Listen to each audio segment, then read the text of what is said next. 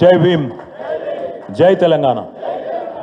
గౌరవనీయులు పెద్దలు శాసన మండలిలో మన ప్రతిపక్ష నాయకులు గౌరవనీయులు శ్రీ మధుసూదనాచారి గారు, పెద్దలు మాజీ మంత్రివర్యులు, గతంలో దళిత బంధు లాంటి విప్లవాత్మకమైన పథకం భారతదేశంలో స్వాతంత్రానంతరం మొట్టమొదటిసారి మరి తన చేతుల మీదుగా ప్రవేశపెట్టే అదృష్టాన్ని దక్కించుకున్న గౌరవ మాజీ మంత్రివర్యులు శ్రీ కొప్పుల ఈశ్వర్ గారు, మరొక మాజీ మంత్రివర్యులు గౌరవనీయులు పెద్దలు ఆనాటి ఉద్యమం నుంచి మరి ఈరోజు ప్రతిపక్షంలో కూడా సమర్థవంతంగా తన పాత్ర పోషిస్తున్న అన్న శ్రీనివాస్ గౌడ్ గారు, మాజీ మంత్రివర్యులు పెద్దలు విశేష రాజకీయ అనుభవం కలిగిన సీనియర్ నాయకులు, ఎప్పుడు కూడా మరి స్ఫూర్తిదాయకంగా మాకు సలహాలు సూచనలు అందజేసే గౌరవనీయులు శ్రీ పొన్నాల లక్ష్మయ్య గారు, రాజ్యసభ సభ్యులు పెద్దలు సోదరులు, మొన్న డీలిమిటేషన్ విషయంలోనైతేనేమి, అదేవిధంగా హైదరాబాద్ సెంట్రల్ యూనివర్సిటీలో జరుగుతున్న దాష్టీకాల విషయంలో అయితేనేమి మన పార్టీ తరఫున రాజ్యసభలో అద్భుతంగా ప్రసంగించిన గౌరవనీయులు వద్దిరాజు రవిచంద్ర గారు, ఒక పోలీస్ అధికారిగా అత్యున్నత స్థాయిలో అడిషనల్ డైరెక్టర్ జనరల్ ఆఫ్ పోలీస్గా పనిచేస్తూ ఇంకా 8 సంవత్సరాల అనుభవం, 8 సంవత్సరాల అక్కడ అవకాశం ఉన్నా, సర్వీస్ ఉన్నా దాన్ని వదిలిపెట్టి ఇవాళ అధికార పార్టీ ఏ ఆఫర్ కావాలంటే ఆ ఆఫర్ ఇస్తానంటే కూడా అవన్నీ పక్కన పెట్టి కేసీఆర్ గారి నాయకత్వంలోనే తెలంగాణకు సంపూర్ణ న్యాయం జరుగుతుందని చెప్పి వాళ్ళ మనతో పాటు ఒక సైనికుడిలా ముందుకు పరుగు పెడుతున్న గౌరవనీయులు ఆర్ఎస్ ప్రవీణ్ కుమార్ గారు, తమ్ముడు ఎస్సీ ఎస్టీ కమిషన్ మాజీ అధ్యక్షుడు సోదరుడు ఎర్రోల శ్రీనివాస్ గారు, పెద్దలు శ్రీమతి తుల ఉమ గారు, కరీంనగర్ జిల్లా పరిషత్ మాజీ అధ్యక్షులు, మాజీ మంత్రివర్యులు రాయేశం గౌడ్ గారు, మాజీ రాజ్యసభ సభ్యులు పెద్దలు చంద్రశేఖర్ రెడ్డి గారు, ఎమ్మెల్సీ దాసోజి శ్రవణ్ గారు, తమ్ముడు బాల్కా సుమన్ గారు, ఇంకా రాజీవ్ సాగర్ గారు, మాజీ ఎమ్మెల్సీ సోదరులు సుభాష్ రెడ్డి గారు, వేదిక పైన ఆసీనులైన ఎంఎన్సీ నన్న, ఇంకా అందరికీ పేరు పేరున, అదేవిధంగా వేదిక ముందు ఆసీనులైన పెద్దలకు, పత్రికా మిత్రులకు పేరు పేరున అందరికీ హృదయపూర్వకంగా డాక్టర్ బాబాసాహెబ్ 135వ జయంతి ఉత్సవ శుభాకాంక్షలు మీ అందరికి కూడా తెలియజేసుకుంటా ఉన్నాను. ముందుగా డాక్టర్ బాబాసాహెబ్ గురించి పెద్దలు చెప్పిన అన్ని విషయాలతో ఏకీభవిస్తూ ఒక 2 విషయాలు వారి గురించి నాకు తెలిసినవి, నేను అధ్యయనం చేసినవి మీ ముందు పెట్టాలనుకుంటా ఉన్నాను.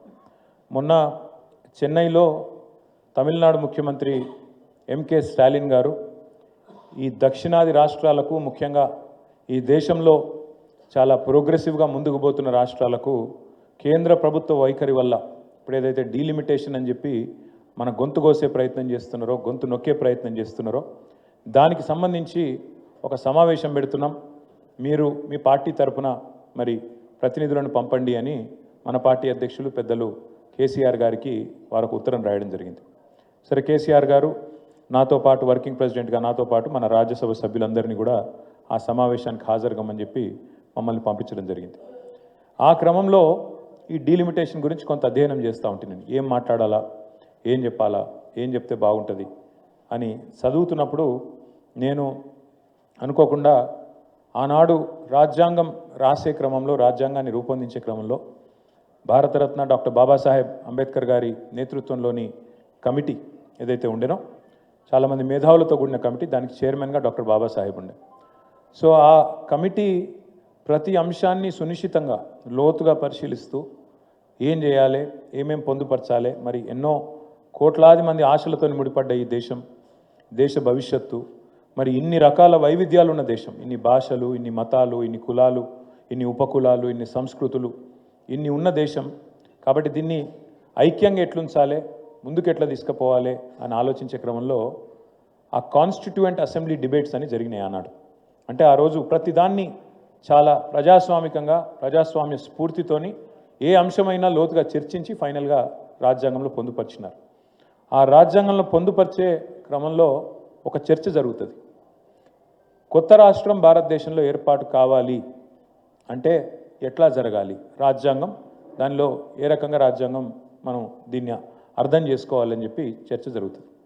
చర్చ జరిగితే కొంతమంది అందులో సభ్యులు మాట్లాడుతూ ఏ రాష్ట్రం నుంచి అయితే వేరుపడదలుచుకున్నారో ఆ రాష్ట్రం యొక్క అనుమతి ఉంటేనే, ఆ రాష్ట్రం యొక్క శాసనసభ తీర్మానం చేస్తేనే వేరుపడాలే, లేకపోతే కుదరదు అని కొంతమంది వాళ్ళు ప్రపోజ్ చేస్తారు, ప్రతిపాదిస్తారు. దాని మీద చర్చ చాలా జరుగుతుంది, 2 రోజులు 3 రోజులు చర్చ జరుగుతుంది. ఆఖరికి చైర్మన్గా డాక్టర్ బాబాసాహెబ్ అంబేద్కర్ గారు ఒక మాట చెప్తారు. ఇద్దరు అన్నదమ్ముళ్ళు ఉంటే చిన్నవాడు నాకు అన్యాయం జరుగుతుంది నేను ఏరుపడతా అంటే పెద్దవాడి అనుమతి కావాలంటే కుదరది. మందబలంతో మరి నాకు సంఖ్య ఉంది కదా, నేను పెద్దవాడిని కదా, నాకు శక్తి ఉంది కదా, కాబట్టి నేను చిన్నవాడిని శాశ్వతంగా తొక్కి పెడతా అంటే ఆ చిన్నవాడికి ఎన్నటికి కూడా న్యాయం జరగది. ఇదే సూత్రం కొత్త రాష్ట్రానికే కాదు, అల్పసంఖ్యాకులుగా ఉండే మైనారిటీలకు వర్తిస్తుంది, తక్కువ సంఖ్యలో ఉండే మరి ఇతర వర్గాలకు కూడా వర్తిస్తుంది. అదే మాదిరిగా అంటే దానికి ఒక అద్భుతమైన మాట వాడతారు వారు, టిరనీ ఆఫ్ మెజారిటీ. టిరనీ ఆఫ్ మెజారిటీ అంటే మందబలంతో అవతలవాడి గొంతు నొక్కేడు. అది ఉండకూడదు, ప్రజాస్వామ్యంలో అది కరెక్ట్ కాదు అని మాట్లాడి పొట్లాడి అందరిని ఒప్పించి మెప్పించి ఆర్టికల్ 3లో కొత్త రాష్ట్రాల ఏర్పాటుకు మరి ఆ ఉన్న రాష్ట్రం యొక్క అనుమతి అవసరం లేదు అని పెట్టి ఇవాళ మనం తెలంగాణలో మాట్లాడుతున్నామంటే దానికి కారకుడు ఒకే ఒక్కరు పెద్దలు డాక్టర్ బాబాసాహెబ్ అంబేద్కర్. అంటే ఆయన ముందు చూపు గురించి చెప్పడానికి అంటే ఆయన దశాబ్దాల తర్వాత వచ్చే పరిణామాలను కూడా ఊహించి ఎట్లా అర్థం చేసుకోవాలి భారత సమాజాన్ని ఆలోచించి తర్కంతో లాజికల్గా ఆయన తీసుకున్న ఆనాటి ఒక నిర్ణయం మనకు అల్టిమేట్గా రాష్ట్రం ఏర్పడడానికి దోహదపడ్డది. కానీ ఇవాళ 78 సంవత్సరాలు స్వాతంత్రం వచ్చిన తర్వాత, రాజ్యాంగం అమల్లోకి వచ్చిన తర్వాత దాదాపుగా మరి 73 సంవత్సరాలు. ఒకసారి మనం ఆలోచించాల్సిన అవసరం ఉంది. అంటే బాబాసాహెబ్ యొక్క ముందు చూపు, ఆయన ఆలోచన ఎంత గొప్పదంటే ఆయన నిజంగా చెప్పాలంటే కొంతమంది కేవలం ఆయన కొన్ని వర్గాలకు నాయకుడు, అందులో ముఖ్యంగా ఆయన దళిత జాతిలో పుట్టిండు కాబట్టి, దళిత బిడ్డ కాబట్టి ఆయన దళిత జాతికి మాత్రమే నాయకుడు అన్నట్టుగా కొంతమంది ఆయనని తక్కువ చేసే ప్రయత్నం చేస్తారు. కానీ వాస్తవం ఒక మహాత్మా గాంధీ, ఒక జవహర్లాల్ నెహ్రూ, వారితో పాటు కొట్లాడిన ఇంకా వేలాది లక్షలాది మంది స్వాతంత్ర సమరోద్యమంలో ఎంత కీలక పాత్రనైతే పోషించినరో, స్వాతంత్రానంతరం ఇవాళ ఆధునిక భారతానికి నిజంగా చెప్పాలంటే ఒక అద్భుతమైన పునాదేసిన వారందరి సమకాలికుడు, వారందరితో పాటు ధీటైన నాయకుడు డాక్టర్ బాబాసాహెబ్ అంబేద్కర్ అనడంలో ఎవరికి రెండో ఆలోచన అవసరం లేదు. వాస్తవం అది. అంత గొప్ప రాజ్యాంగాన్ని రాసింది వారు. అంత గొప్ప రాజ్యాంగం అని ఎందుకు అంటున్నా అంటే ఒక్కసారి మీరు ఆలోచించండి. దేశానికి స్వాతంత్రం వచ్చినాడు ఇవాళ చాలామంది తెలిసి తెలియక ఏదో మాట్లాడతారు, ఎప్పుడు దేశం ఇట్లే ఉండే అన్నట్టు మాట్లాడతారు. ఎప్పుడు దేశం ఇదే రూపంలో లేకుండే. ఆనాడు 565 ప్రిన్స్లీ స్టేట్స్ ఇండియాలో, భారతదేశంలో చిన్న చిన్న టుకుడాలు. ఇవాళ 28 రాష్ట్రాలు ఉన్నాయి. అయాల 565 చిన్న చిన్న రాజులు, సామంత రాజులు, జమీందారులు, వాళ్ళకి ఇంకోడు 565 ప్రిన్స్లీ స్టేట్స్ అందరు వాటి. ఇది ఆనాటి పరిస్థితి. ఇక మీకు తెలుసు ఎన్ని భాషలు, ఎన్ని మతాలు, ఎన్ని కులాలు, ఎన్ని ఉపకులాలు, ఎన్ని సంస్కృతులు. నలుగురు కలిసి ఉండాలంటే చాలా కష్టం. నలుగురు మనుషులు కలిసి ఉండాలంటే ఏదో ఒకటి చూసుకుంటారు. వాని కులం నాదొకటి కాదనో, వాని మతం నాదొకటి కాదనో, వాని భాష నాదొకటి, ఏదో ఒకటి మొత్తానికి కలిసి ఉండు కష్టం. మరి అట్లాంటిది ఇన్ని వైవిధ్యాలు ఉన్న ఈ దేశాన్ని శాశ్వతంగా ఒక సుదీర్ఘకాలం ఉండాలి, కలిసి ఉండాలి అంటే ఏం చేయాలి అని ఆలోచన చేసి డాక్టర్ బాబాసాహెబ్, ఆ తర్వాత మొట్టమొదటి SRC doctor Fazal Ali, supreme court మాజీ జడ్జి, అందరూ కూడా ఆలోచించి చాలామంది మేధావులు గట్టి పునాది పడాలి, దేశం ఐక్యంగా ఉండాలి, భవిష్యత్తులో కూడా విచ్ఛిన్నం కావద్దు. ప్రపంచంలో ఎన్నో దేశాలు విచ్ఛిన్నమవుతున్నాయి, కానీ మన దేశం అట్లా కావద్దు, శాశ్వతంగా ఈ దేశం అజరామరంగా ఉండాలని చెప్పి ఆలోచన చేసి ఆనాడు భాష అనే ప్రాతిపదికన మొదటి ఎస్ఆర్సి పేరిట వారు మరి రాష్ట్రాలు ఏర్పాటు చేయాలని ఒక ఆలోచన తీసుకొని వస్తారు. అప్పుడు కూడా డాక్టర్ బాబాసాహెబ్ ఒక మాట చెప్పిండు. ఆనాడే ఆయన ఎంత గొప్పవాడంటే భాషా ప్రాతిపదిక రాష్ట్రాలు అనే మాట వచ్చినప్పుడు ఆయన ఒక గొప్ప మాట చెప్పిండు. అది కూడా మనం గుర్తు చేసుకోవాలి ఈరోజు. ఒక రాష్ట్రంలో ఒక భాష ఉండాలనేది మంచి ఆలోచననే, ఎందుకంటే అట్లా కొంత సారూప్యత ఉంటుంది, ఒకరితో ఒకరు అదే భాషలో మాట్లాడుకునే కథ ఉంటుంది, పంచాయతీలు తక్కువైతాయి అని చెప్పుకుంటూ ఒక రాష్ట్రంలో ఒక భాష ఉండాలనేది మంచి ఆలోచననే. కానీ ఖచ్చితంగా ఒక భాష ఒకటే రాష్ట్రంలో ఉండాలన్నది మాత్రం తప్పు.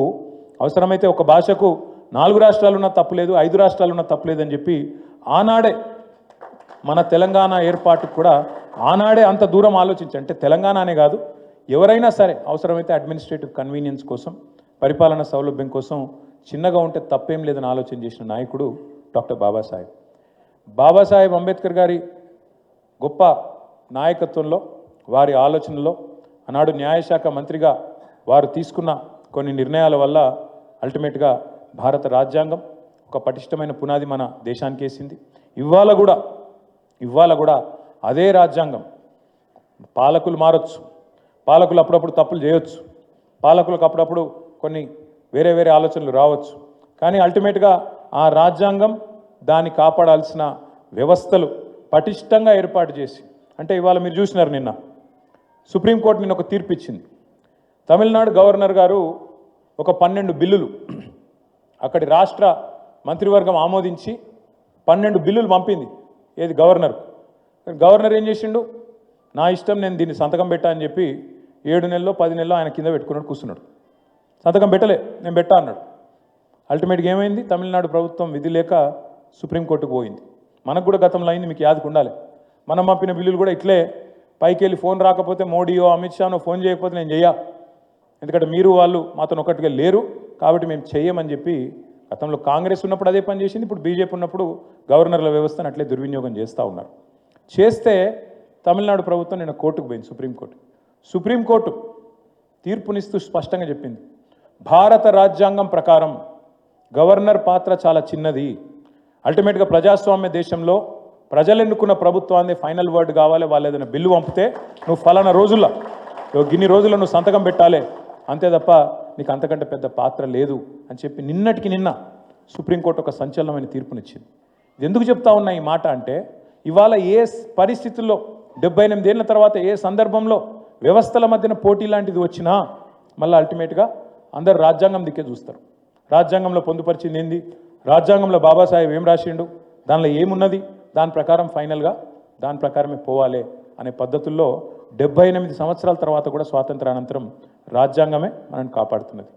తులవమ్మ గారు మాట్లాడుతూ ఒక మాట అన్నారు, ఇవాళ మనందరం ఇక్కడ నిలబడ్డామంటే మాట్లాడుతున్నామంటే అని. బాబాసాహెబ్ కేవలం ఎస్సీ ఎస్టీ రిజర్వేషన్లు మాత్రమే తేలేదు, మహిళలకు ఓటు హక్కు కావాలి అని చాలా దేశాల్లో, అమెరికాతో సహా చాలా దేశాల్లో పోరాటాలు జరిగిన తర్వాతనే మహిళలకు ఓటు హక్కు వచ్చింది తప్ప లేకపోతే సామాన్యంగా రాలే. కానీ భారతదేశంలో మాత్రం అంబేద్కర్ చొలవ వల్ల, ఆయన దయ వల్ల ఏ పోరాటం అవసరం లేకుండా భారతదేశంలో పుట్టిన ప్రతి బిడ్డకు, ఆయన అంబానీ కావచ్చు, అదానీ కావచ్చు, లేక ఒక గరీబోళ్ళ ఇంట్లో పుట్టిన ఒక సామాన్య బిడ్డ కావచ్చు, కానీ అందరూ ఒకటే, అందరికీ ఒక మనిషికి ఒకటే విలువ ఉంటుంది ఓటు అని చెప్పి ఆనాడే రాజ్యాంగంలో పొందుపరిచి మహిళలకు కూడా ఓటింగ్ హక్కు కల్పించి మహిళలకు కూడా ప్రాతినిధ్యం లేకపోతే తప్పు అవుతుందని చెప్పి ఇతర దేశాల అనుభవాలు అధ్యయనం చేసి ముందు చూపుతో వ్యవహారం చేసిన నాయకుడు డాక్టర్ బాబాసాహెబ్. ఇవన్నింటికీ మించి వారు నమ్మిన సిద్ధాంతం బోధించు, సమీకరించు, పోరాడు. నిజంగా ఆ తత్వాన్ని పూర్తి స్థాయిలో ఆనాడు ఉద్యమ పార్టీగా, ఉద్యమ నాయకుడిగా ఆకలింపు చేసుకున్నది, అర్థం చేసుకున్నది, ఆచరణలో పెట్టింది కేసీఆర్ గారు. ఎట్లా అంటారా, లక్షల సంఖ్యలో ప్రజల్ని సమీకరిస్తూ పార్టీ పెట్టిన మొదటి రోజు నుంచి 25 ఏళ్ల కిందట మొదటి రోజు నుంచి కరీంనగర్ సింహగర్జన నుంచి మొదలు పెడితే లక్షల సంఖ్యలో ప్రజల్ని సమీకరిస్తూ వారికి తెలంగాణ రాష్ట్ర ఏర్పాటు ఆవశ్యకతను బోధిస్తూ, వివరిస్తూ, సందర్భం వస్తే తెలంగాణకు అన్యాయం జరిగితే పోరాడుతూ, గలమెత్తుతూ, రోడ్డెత్తుతూ బోధించు, సమీకరించు, పోరాడు అనే అంబేద్కర్ తత్వాన్ని ఆచరణలో అమలు చేసి అల్టిమేట్గా అంబేద్కర్ రాసిన రాజ్యాంగం ఆధారంగా ఆర్టికల్ 3 ఆధారంగా రాష్ట్రాన్ని సాధించిన మహానాయకుడు మన నాయకుడు కేసీఆర్ గారు. అదే మాదిరిగా రాష్ట్రాన్ని సాధించడంతో నాగలేదు, సాధించిన ఈ రాష్ట్రంలో అంబేద్కర్ గారు ఆనాడు చెప్పిన మాట ఏంది, ఆయన ఎంచుకున్న పందా ఏంది, ఆయన ఎంచుకున్న మార్గం ప్రజాస్వామ్యం, రాజ్యాంగం. ఆయన ఆలోచన, ఆయన ఆశయం సమసమాజం. అందుకే కేసీఆర్ గారు ఒక నినాదంగా మాత్రమే జై భీమ్ని తీసుకోలేదు, ఒక విధానంగా మార్చుకున్నాడు. దాన్ని మార్చుకున్నారు కాబట్టే దేశంలో ఎక్కడ లేని కార్యక్రమాలు మన రాష్ట్రంలో మనం చేసుకున్నాం. ఇప్పుడే నాకు డాక్టర్ ఆర్ఎస్ ప్రవీణ్ కుమార్ గారు చెప్తున్నారు, అన్న ఒకనాడు అంబేద్కర్ గారు అమెరికా పోవాలంటే, కొలంబియా యూనివర్సిటీకి పోవాలంటే బరోడా మహారాజ్ పిలిచి, పిల్లగాడు చాలా తెలివైనడున్నాడు, అద్భుతాలు చేస్తాడు ఈ పిల్లగాడని చెప్పి ఆయన ఆశీర్వదించి బాబాసాహెబ్ నానాడు కొలంబియా పంపిండన్న. కానీ ఆయన బరోడా మహారాజు ఒక్క అంబేద్కర్ గారికి ఆయన దీవెన ఇచ్చిండు. కానీ మన ప్రభుత్వంలో మనం వేలాది మంది పిల్లల్ని అమెరికా పంపినాం, వేలాది మంది, లక్షలాది మంది పిల్లల్ని పటిష్టమైన పునాది 1022 పాఠశాలలు పెట్టి ఒక్కొక్క పిల్ల మీద, పిల్లోడి మీద భారతదేశంలో ఏ ప్రభుత్వం ఖర్చు పెట్టదు. నెలకు 10,000 రూపాయలు, సంవత్సరానికి 1,20,000 రూపాయలు ఖర్చు పెట్టి నీకు బట్టలు, పుస్తకాలు, బ్యాగులు, సాక్స్, బూట్లతో సహా మొత్తం ప్రభుత్వమే అమ్మ, అయ్యా మొత్తం అయ్యి, తల్లి తండ్రి అయ్యి వారిని ప్రపంచంతో పోటీపడే పౌరులుగా తర్ఫీదునిచ్చి హిమాలయాలు ఎక్కించినా లేదా కోడింగ్ చేపించినా మరి అంబేద్కర్ ఆలోచన విధానాన్ని ఆశయాన్ని ఆచరణలో చూపెట్టిన నాయకుడు మన నాయకుడు కేసీఆర్ గారు. ఇంకొక మాట, కేవలం గురుకులాలు మాత్రమే కాదు, విదేశీ విద్య 20 లక్షల రూపాయలు ఎస్సీ ఎస్టీ పిల్లలైతే బాబాసాహెబ్ అంబేద్కర్ పేరు మీద ఓవర్సీస్, బీసీ విద్యార్థులైతే మహాత్మా జ్యోతిబా పూలే పేరు మీద, అదే మాదిరిగా వివేకానంద పేరు మీద అగ్రవర్ణాల్లో వెనుకబడ్డ పిల్లలుంటే వాళ్ళకు కూడా మరి ఊతం ఇచ్చి వారిని కూడా ప్రపంచంతో పోటీపడే పౌరులుగా 7,000 మంది విద్యార్థులను 10 సంవత్సరాల కాలంలో మరి మన తెలంగాణ నుంచి మనం పంపించినట్టుగా భారతదేశం లెవెల్ చేయలే. అట్లాగే వాళ్ళు చాలామంది మాట్లాడుతుంటారు మా నాయకులు ప్రైవేట్ సంభాషణలో నాతో, అన్న మనకు దళిత బంధు వల్ల కొంత నష్టం జరిగిందన్న రాజకీయంగా అని మాట్లాడతారు. సరే, రాజకీయంగా నష్టం జరిగితే జరగచ్చు కాక, కానీ రాజకీయాల్లో అప్పుడప్పుడు గెలుస్తాం, అప్పుడప్పుడు ఓడతాం, అవన్నీ కామన్, అది పెద్ద ఇష్యూ కాదు. నష్టం జరిగితే జరిగిండొచ్చు కాక పర్వాలేదు, కానీ కేసీఆర్ లాంటి ఒక సాహసి, ఒక స్వాప్నికుడు, ఒక దమ్మున్న కలేజా ఉన్న నాయకుడు మాత్రమే దళిత బంధు లాంటి పథకాన్ని ఆలోచన చేయగలుగుతారు. ఇంకోటితోని రాజకీయాలు ఆలోచించి లాభ నష్టాలు బేరీ చేసుకొని ఇస్తే సీట్లు వస్తాయా, ఇవ్వకపోతే సీట్లు వస్తాయా అని ఆలోచించడానికి అర్థం కూడా కాదు. ఎందుకంటే ఒక రైతు బంధు పెట్టాలన్నా కలేజా ఉండాలి, ఒక దళిత బంధు పెట్టాలన్నా కలేజా ఉండాలి, ఒక డబల్ బెడ్రూమ్ ఇల్లు కట్టిస్తా పేదవాడికి అని చెప్పాలన్నా దమ్ముండాలి. ఆ దమ్మున్న నాయకుడు కేసీఆర్. సరే, లాభం కొంతమందికే జరగవచ్చు, అందరికీ జరిగింది మొత్తం రాష్ట్రంలో దళిత సమాజం మొత్తానికి పైసలు అందినాయి నేను అంటలేను, కానీ ఎక్కడనో దగ్గర 1000 మైళ్ళ ప్రయాణం కూడా ఒక్క అడుగుతోనే ప్రారంభం అవుతుంది. మరి ఆ 1000 మైళ్ళ ప్రయాణానికి భారతదేశ స్వాతంత్రానంతరం మొట్టమొదటిసారి ఒక స్వాప్నికుడులాగా ఆలోచించి ఎందుకు దళితులు ధనికులు కావద్దు, ఎందుకు శాశ్వతంగా ఒక తరమే అప్లిఫ్ట్ చేయొద్దు అని ఆలోచించిన నాయకుడు కేసీఆర్ గారు. కాబట్టే నాకు ఇవాళ గర్వంగా అనిపిస్తూ ఉంది. కొన్ని ఎగ్జాంపుల్స్ ఇక్కడ నేను వచ్చేటప్పుడు చదువుతూ ఉంటాయి. దళిత బంధు పథకం కింద పెట్టిన ఒక రైస్ మిల్ విజయలక్ష్మి ఇండస్ట్రీస్ అని నా నియోజకవర్గంలో పెట్టినాం. పక్కనే ఉన్న కల్వకుర్తి నియోజకవర్గంలో కడతాల్లో ఒక డైరీ ఫామ్ పెట్టినారు. అట్లాగే మా కరీంనగర్ జిల్లాలో హుజూరాబాద్లో 3 దళిత సోదరులు కలిసి ఒక ఆర్టీసీ బస్సు కొనుక్కున్నారు, హైర్కి ఇచ్చినారు బస్సు కొని. అట్లాగే 9 మంది కలిసి పెట్రోల్ బంక్ పెట్టుకున్నారు. నేనేమంటున్నా, మనం లక్షలాది మంది కుటుంబాలను మార్చకపోవచ్చు, మనకున్న పరిమితిలో పిండి కొద్ది రొట్టె. నిజంగా కేసీఆర్ లాంటి నాయకుడికి అపరిమిత వనరులు ఆయన చేతుల కింద ఉంటే, భారత ప్రభుత్వం లాంటి ప్రభుత్వం ఆయన చేతులు ఉంటే ఆయన చాలా చేస్తుండే. కానీ పరిమితమైన వనరుల్లో ఇన్ని మిగతా అవసరాలు చూసుకుంటూ, అందరిని అరుచుకుంటూ, అందరిని కాపాడుకుంటూ ఉన్నంతల పిండి కొద్ది రొట్టె అన్నట్టు చేయాలని చెప్పి సంవత్సరానికి కొన్ని వేల మందికని ప్రపోజల్ పెట్టి ఈ స్కీమ్ తెచ్చింది. సరే, దాన్ని రాజకీయంగా విపరీతార్థాలు తీసి సమాజంలో లేనిపోని అసూయ ద్వేషాలు చెలరేగేటట్టు చూసి, అరే నిన్నటిదాకా సుమన్ నల్లంగా వేసుకున్నాడు ఇప్పుడు తెల్లంగా వేసుకుంటుండు, ఆయనకు ఎందుకు పెద్ద పీటేస్తారు మీరని ఇంకోని రెచ్చగొట్టి కొంతమంది చిల్లరగాళ్ళు రాజకీయ లబ్ధి పొందొచ్చు. కానీ నేను మాత్రం గర్వపడుతున్న కేసీఆర్ సైనికుడుగా ఆయనకు సల్యూట్ చేస్తున్న దళిత బంధు లాంటి పథకాన్ని ప్రవేశపెట్టినాను. కానీ డాక్టర్ బాబాసాహెబ్ అంబేద్కర్ జయంతి రోజు ఖచ్చితంగా ఆ బాబాసాహెబ్ అంబేద్కర్ పేరు వాడుకొని మోసం చేసిన కాంగ్రెస్ పార్టీని అడగాలి. ఇవో మేం చెప్పిండ్రు, కాంగ్రెస్ వాళ్ళు ఎస్సీ ఎస్టీ డిక్లరేషన్ అని చెప్పిండ్రు, అందులో బాబాసాహెబ్ అంబేద్కర్ పేరు వాడుకున్నారు. ఏమన్నారు, కేసీఆర్ 10 లక్షలు ఇస్తుండు దళిత బంధని, మేము 12 లక్షలు ఇస్తాం అని చెప్పి మల్లికార్జున్ ఖార్గే సాబ్తో చెప్పించారు. చిన్న చితక వ్యక్తి కాదు, ఆల్ ఇండియా కాంగ్రెస్ కమిటీ ప్రెసిడెంట్, భారత జాతీయ కాంగ్రెస్ అధ్యక్షుడు మల్లికార్జున్ ఖార్గే సాబు చేవెళ్ళకొచ్చి ఎస్సీ ఎస్టీ డిక్లరేషన్ రిలీజ్ చేసి 12 లక్షలు ఇస్తామని చెప్పిండు. నేను అడుగుతున్నా రేవంత్ రెడ్డి గారిని, 2 బడ్జెట్లు పెట్టినావు అంటే 40% టైం అడిచిపోయింది, ఇంకెప్పుడు పెడతావు అంబేద్కర్ అభయ హస్తం, ఎప్పుడు ఇస్తావు 12 లక్షలు? 12 లక్షలు కాదు కదా, నాకైతే తెలుసు, మీకు కూడా తెలుసు, రాష్ట్రంలో ఉన్న దళితులందరికీ అర్థమైపోయింది, 12 రూపాయలు కూడా ఏడు వీడు పచ్చి దొంగ. ఇంకొక మాట, 6 లక్షలు ఇస్తా అని చెప్పిండు.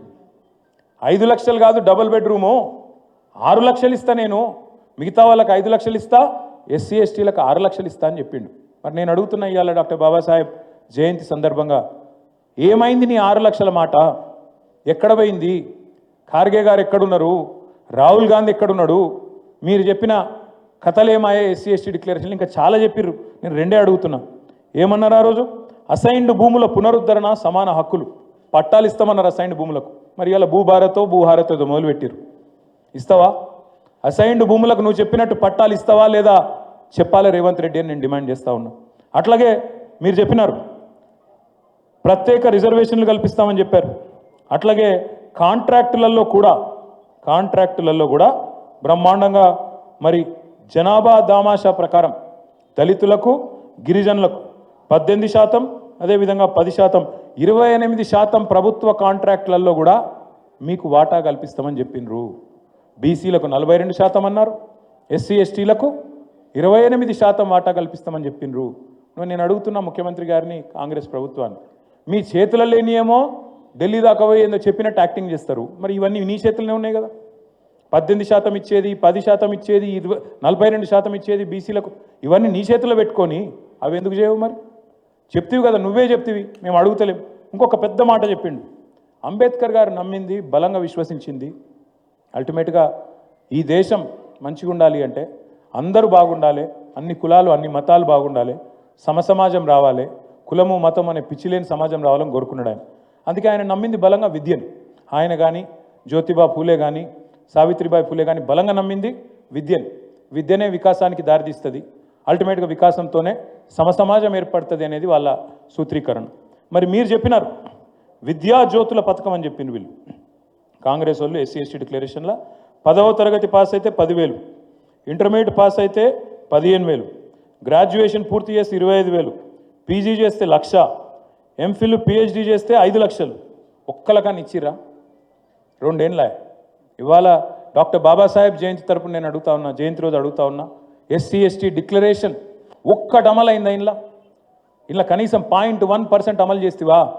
అందుకే ఖార్గే గారు మీరు చెప్పాలి సమాధానం. ఇక్కడ ఉన్న రేవంత్ రెడ్డి అంటే చిల్లరగాడు, ఆయన చేయడు, మాకు తెలుసు, ప్రజలకు అర్థమైపోయింది. కానీ ఖార్గే గారు చెప్పాలి, ఆల్ ఇండియా కాంగ్రెస్ కమిటీ అధ్యక్షుడు, ఎస్సీ ఎస్టీ డిక్లరేషన్ కోసం ఆనాడు మీరు వచ్చి చెప్తే ఇక్కడ దళిత జాతి నమ్మింది, మీరు వచ్చి చెప్పితే ఇక్కడ గిరిజనులు నమ్మినరు, మీకు నమ్మి ఓటేసి ఇలా అధికారం ఇచ్చిండ్రు. రేవంత్ రెడ్డి లాంటి వాడు చెప్తే నమ్మలే.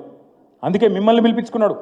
బీసీ డిక్లరేషన్కి సిద్ధరామయ్య గారిని, ఎస్సీ ఎస్టీ డిక్లరేషన్కి ఖార్గే గారిని, రైతు డిక్లరేషన్కి రాహుల్ గాంధీ గారిని, యూత్ డిక్లరేషన్కి ప్రియాంక గాంధీ గారిని, మొత్తం మేనిఫెస్టోకు సోనియా గాంధీ గారిని, ఉన్న కాంగ్రెస్ నాయకులందరినీ ఢిల్లీకి వెళ్ళి దించి వీళ్ళు చెప్తే నమ్మతలేరు, లోకల్ వాళ్ళు వీళ్ళు బట్టెబాజుగలని తెలుసు కాబట్టి పెద్ద పెద్ద వాళ్ళని పిలిచిగో ఇట్లాంటి విడుదల చేశారు.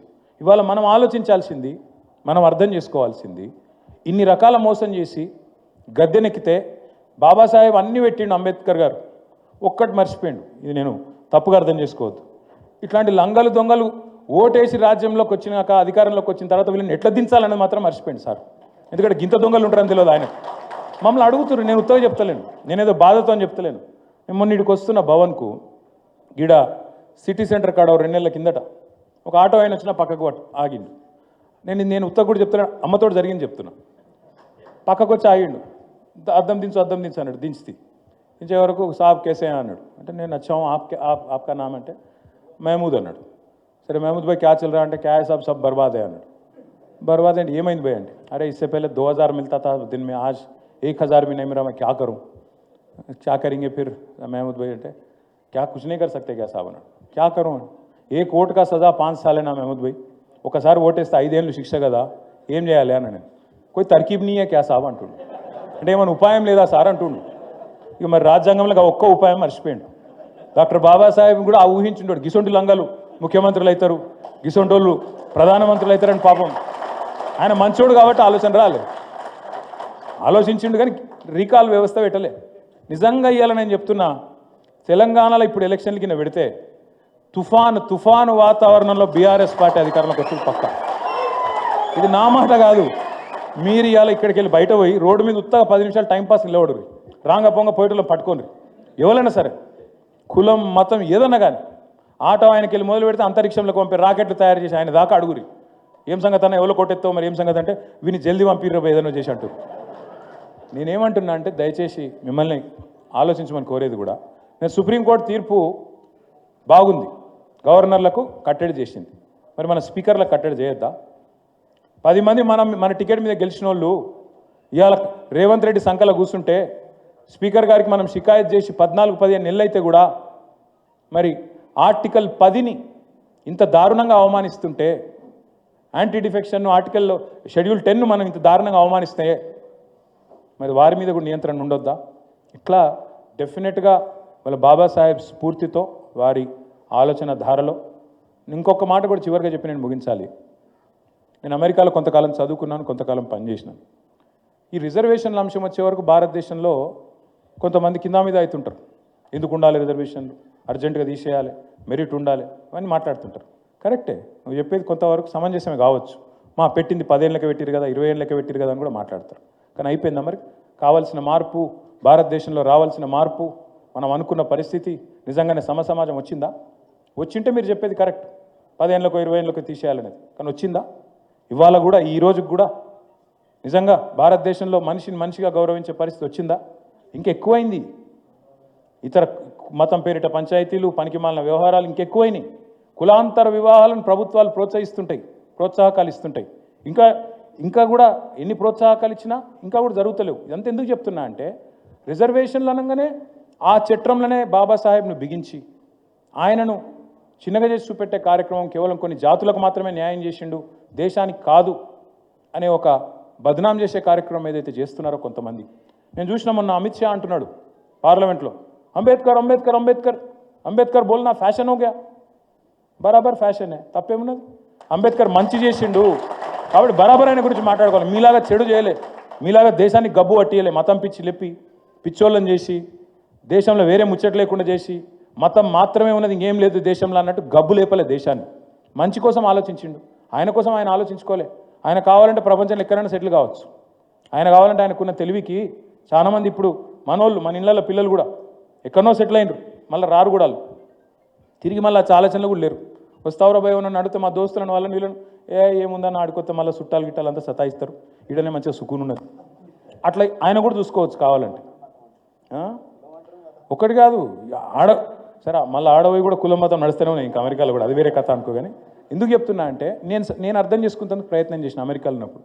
ఒక మన దేశంలోనే ఉన్నదా రిజర్వేషను, ఈ అమెరికాలో మనకి ఇసుంటుంది ఉందా అని చూసిన. మీకు చాలామందికి తెలియదు, అమెరికాలో అఫర్మేటివ్ యాక్షన్ అని ఒకటి ఉంటుంది. అది కూడా ఇవాళ పెట్టలే, 1950-60లో పెట్టిండ్రు అక్కడి ప్రభుత్వం. ఎందుకు పెట్టిండ్రు? అక్కడ నల్ల జాతీయుల మీద ఏదైతే వివక్ష ఉందో ఆ వివక్ష పోవాలి అంటే వాళ్ళకు కొంత ప్రత్యేకమైన రక్షణ, మన రిజర్వేషన్ లెక్కనే వాళ్ళకు కూడా విద్యలో ఉపాధిలో వాళ్ళకు కూడా రక్షణ ఉండాలని పెట్టిండ్రు. కాబట్టి మరి అమెరికా వాళ్ళు మనకంటే తెలివైన వాళ్ళు అని చెప్పి ఆడిపోతున్నాం కదా మనందరం. ఆడనే పోయి సెటిల్ అవుతున్నాం, ఆడనే బాగుంది, ఆడనే గొప్ప వాళ్ళు, వాళ్ళే అగ్రరాజ్యం అని మాట్లాడతాం కదా తెల్లారులైతే. మరి ఆడకూడదు, మరి వాళ్ళు బుద్ధి తక్కువ. ఎందుకు చెప్తున్నా ఈ మాట అంటే, భారత సమాజాన్ని కరెక్ట్గా అర్థం చేసుకుంటే ఈ పనికిమాలిన మాటలు మాట్లాడరు. ప్రధానమంత్రి అంటాడు, ఈ రేవడీ కల్చర్ క్యా హై, రేవడీ కల్చర్ అట అంటే ఏంది? పేదవాడికి 2000 పెన్షన్ ఇస్తే ప్రధానమంత్రికి నచ్చలేదు, రైతుకు 24 గంటల కరెంట్ ఇస్తే ప్రధానమంత్రికి నచ్చది, రైతుకు రుణమాఫీ చేస్తే ప్రధానమంత్రికి నచ్చది, బీజేపీకి నచ్చది. ఎందుకంటే వాళ్ళకి పేదల వ్యతిరేకం, వాళ్ళ ఎజెండా స్పష్టం, పేదల వ్యతిరేకం. కానీ 16.5 లక్షల కోట్లు పెద్ద పెద్ద కార్పొరేట్లకు మాఫీ చేస్తే మాత్రం బీజేపీకి సంతోషంగా ఉంటుంది.